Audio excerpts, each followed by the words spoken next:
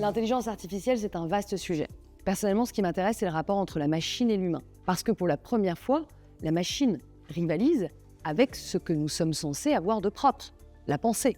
Elle reproduit le raisonnement, la planification, la créativité. C'est la définition que donne le Parlement européen de l'intelligence artificielle, un simulacre de pensée. Bref, en tout cas, le résultat est quasiment le même. Ce qui est intéressant, c'est que cet outil, pour la première fois, pourrait nous inviter, en nous aidant à penser, à nous dispenser, nous, d'avoir à penser.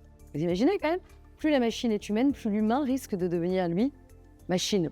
J'imagine parfois un peu un monde de coquilles vides ou de ventriloques. C'est l'idée qu'on pense que vous savez écrire parce que vous avez la correction automatique, alors qu'en fait, si je vous donne un stylo et une feuille, pas du tout. Si j'ajoute à cela que je pense que vous savez rédiger un rapport, réfléchir, l'organiser, et qu'en fait, vous le faites grâce à ChatGPT et que vous n'avez plus la capacité de le faire, parce que là, on est aux prémices, mais imaginez des gens qui naissent avec cela. Ce sont des compétences qui finissent par partir. Il y a des compétences qui naissent avec l'environnement technique et qui aussi disparaissent. Si la machine est capable de reproduire ce que nous avons de proprement humain, gare à ce que l'humain ne se repose pas sur la machine et finisse donc par éteindre la pensée. Je cite ici la phrase d'Hannah Arendt dans La vie de l'esprit : « Les hommes qui ne pensent pas sont comme des somnambules.